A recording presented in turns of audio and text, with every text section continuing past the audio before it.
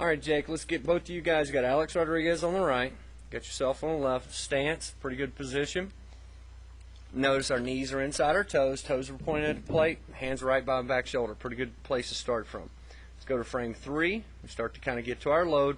And what I really like about what you've done here, and I want you to really continue to focus on, is notice how your hands are just by your back shoulder.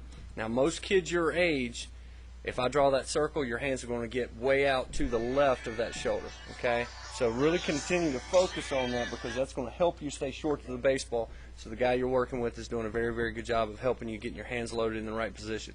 We don't want our hands to go outside this circle. All right, so got a good job there. So let's go to frame 4.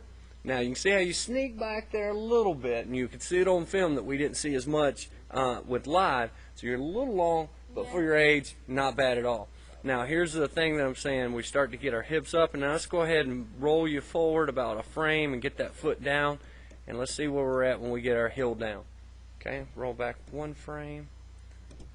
Okay, now this is called what we call heel plant. Okay, now heel plant, you can start to see here where we're starting to have a little bit of what we call a negative posture. Meaning, look at your shoulders, how they're kind of starting to sneak uphill a little bit. Now his shoulders are sneaking uphill, but notice where his front eye is in relation to his belt buckle. Okay, how he has kind of a positive, aggressive posture.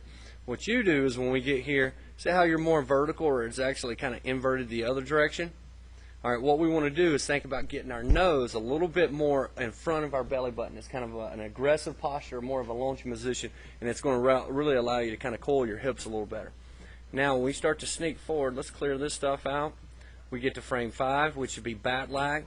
All right, you've got your head down, chest down at contact. You still have your hands stacked, meaning your barrel, top hand, and bottom hand are still slightly above. You can see where A-Rod gets them pretty much parallel, but again, he's a little stronger than us, but parallel is fine.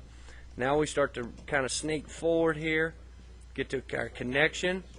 All right, now connection, everything looks pretty good. But remember back where we talked about that aggressive posture and how we were kind of leaning back? See how that now correlates here, okay? See how we kind of still have that negative posture. Now on him, we want to start with aggressive posture, but then when we get to contact, we want it to be straight up, straight down. See how everything's in line, stacked in a vertical line. Okay, what that's going to allow you to do is get your back hip through the ball and create more, pop through the baseball instead of it's kind of like trying to punch somebody and falling backwards. You're never going to hit them as hard as either going through them or being upright at contact. Okay, now last couple things I want you to notice when we start to clear these out is extension. We start to roll through extension and see how he really has this area between his arms. That means he's staying palm up, palm down. You have that area there. And we want to maintain that as long as we possibly can, because if we do that, that means we're keeping our hands or barrel through the zone longer. Okay. And see right there how your top hand's rolling over, getting nice extension. Okay, we're getting nice extension through contact, but you can see it's kind of a little bit more left center. Want to think about getting extension straight back up the middle, and see how he's a little more extension straight up the middle, and he still has that area right there between his arms, so he still has extension through the zone. And you can see right here in this next frame, he's starting to roll over, but again, he's rolling over out of the zone. Okay? Does all that make sense? Yep. Very good.